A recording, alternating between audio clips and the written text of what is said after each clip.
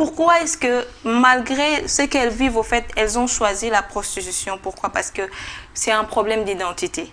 C'est un problème de contentement, c'est un problème de valeur, c'est un problème de savoir, au fait, de voir plus loin que ce que tu vis aujourd'hui.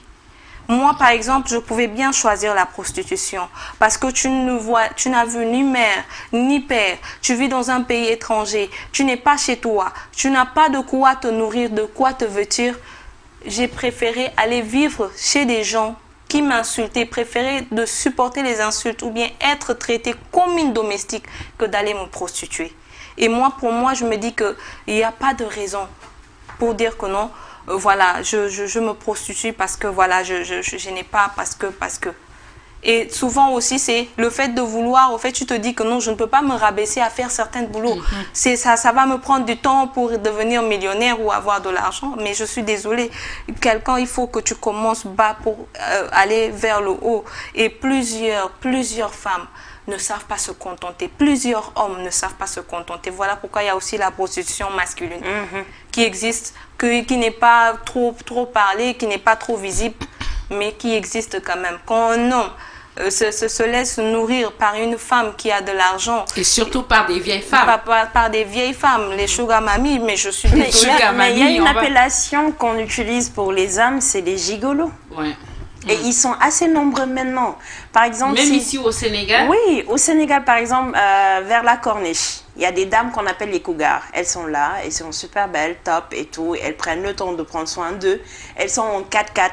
Mais dès que tu es là en mode sport, bien musclé et tout, pardon mon fils, excuse-moi, est-ce que tu peux m'indiquer ici? C'est là-bas que le contact commence. Et après, au final, c'est genre, est-ce que je peux te déposer? Oui, en cours de route. Personne ne sait ce qui va se passer. Et après, il y aura toujours quelqu'un qui viendra au fait pour nous faire sortir du bon.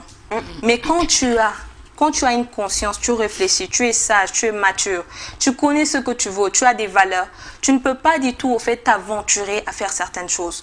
Parce que quelqu'un qui a la sagesse, qui a des valeurs et des vertus, au fait, va voir au-delà. Aujourd'hui, je peux le faire, mais demain, quelles sont les conséquences? Comment seront vues ma famille et mes enfants? Comment est-ce que les choses vont se passer? Est-ce que pourrais-je marcher partout, aller partout, la tête haute, ou bien j'aurai la tête baissée? C'est des choses, au fait, auxquelles on ne prend pas conscience dès maintenant.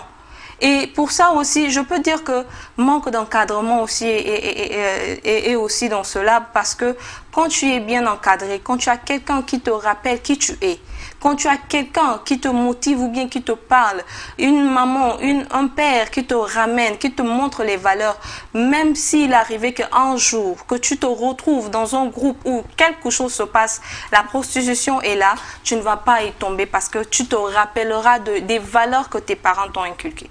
Donc vraiment, on doit revoir ça. Vous ne pensez pas qu'à l'heure actuelle, que ce soit les jeunes filles, les hommes, ils aiment la facilité? Parce que quand je t'entends parler, maintenant, plus personne ne veut travailler. Non. Tout le monde est à la recherche de la facilité. Et c'est dû à quoi? Pourquoi on est devenu... Bon, à l'époque, les gens, il n'y avait pas autant de prostitution. Pourquoi les gens aiment maintenant la facilité à ce Et point? on a l'habitude d'utiliser ce terme, c'est genre, l'argent ne se travaille pas, ça se... Genre, ils ont l'habitude de dire, khalis ken du ko liggéey dañ koy kii. Ken du ko On ne travaille pas l'argent, mais l'argent vient à nous. Voilà. Donc... Moi, tout à l'heure, excuse-moi, je ne juge pas ce qu'ils font. Hein. Il y en a qui le font parce qu'il y a des raisons principales. Il y en a qui le font parce qu'elles ont été violées.